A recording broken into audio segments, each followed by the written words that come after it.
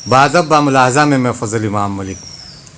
देश में किसान आंदोलन चल रहा है, किसान अपनी मांगों को लेकर अड़े हुए हैं और इधर बिहार में भी किसानों की स्थिति बहुत अच्छी नहीं है। नीतीश कुमार ने सत्ता संभालने के बाद मंडी की व्यवस्था ख़त्म कर दी और फिर जिस तरह से किसानों को अपनी फसल की कीमत औने पौने दामों में बेचना पड़ रहा है, इससे किसान बहुत परेशान भी हैं।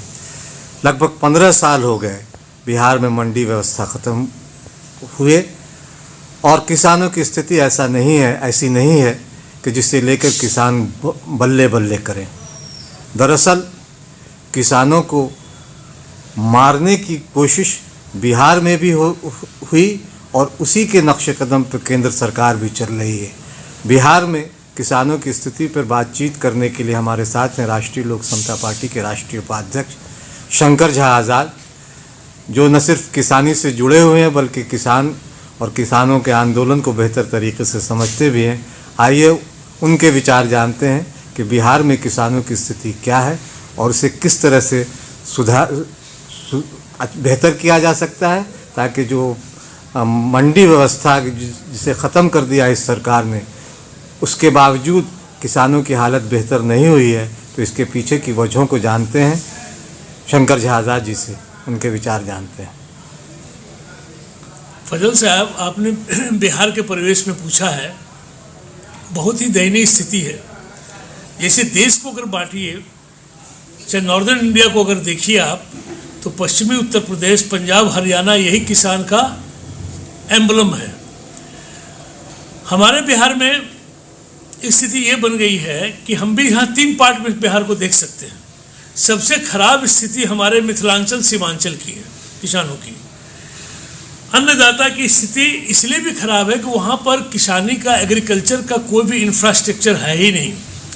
जो नदियों से भरपूर इलाका होता है, जहाँ बांस बोरिंग की प्रक्रिया सालों साल से चल रही, आज की स्थिति में भी है, वहाँ पर पटवन की व्यवस्था इतनी महंगी है कि पंजाब वाले अगर सुन लेंगे तो गस खा के गिर जाएंगे।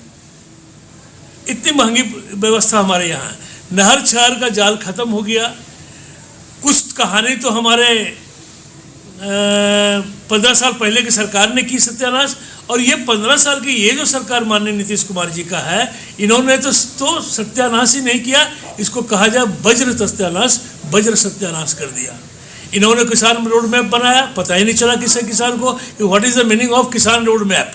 हाँ, ये आज तक हम लोग को भी पता नहीं चला कि रोड मैप है क्या। जब वहाँ पर, जहाँ पर जिस इलाके में, मैं सीमांचल मिथिलांचल की बात कर रहा हूँ, मैं पूर्णिया गजट की बात कर सकता हूँ, जहाँ पर 524 प्रकार की प्रजाति की मछलियाँ पाई जाती थी, जो किसानी से जुड़ा हुआ था, एग्रो बेस्ड इंडस्ट्रीज उसको कहिए, नेचुरल इंडस्ट्रीज, वो ख़त्म हो गया। आज 10 किस्म का मछली में गिना सकते हैं। पटवन का खेती खत्म हो गया। और अब जो लेटेस्ट कहानी हमारे इलाके में है, उस इलाके की मैं बात करना चाहता हूँ, जहाँ पर मक्का और धान की खेती है। हाँ, गन्ने की खेती भी यहाँ ख़त्म हो गया है।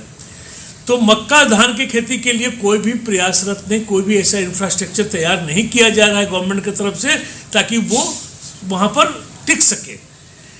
पिछली लड़ाई बहुत सारी याद है हमको। हमारे आदरणीय स्वर्गीय तस्लीम साहब मर गए, क्रांति मोर्चा बना कर हम लोग किसानों के जूट की पटुआ की लड़ाई लड़ते थे। जूट को वहाँ लोकल भाषा में पटुआ कहा जाता है।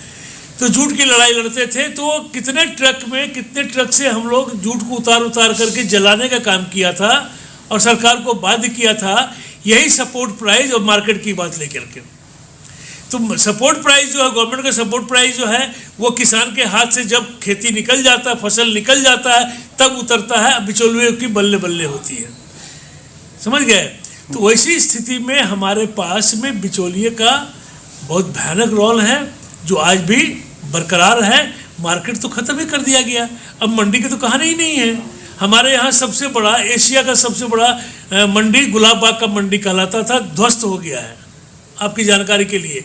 इनके और सरकार के चेहरे पर शिकन नहीं है, तो किसान का हाल अच्छा कैसे होगा।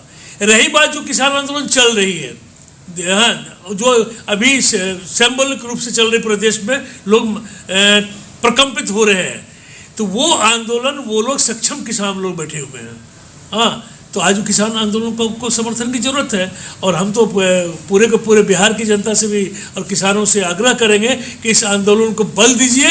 अगर बल नहीं दीजिएगा तो कल ये आंदोलन खत्म हो जाएगा और ये आंदोलन के नाम पर किसान का बंटाधार हो जाएगा।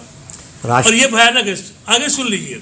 और ये बंटाधार का जो कहानी है वो नहीं होना चाहिए, क्योंकि माननीय भारत सरकार जानती है अच्छी तरह से कि हर मुद्दे को तो उन्होंने पकड़ लिया है।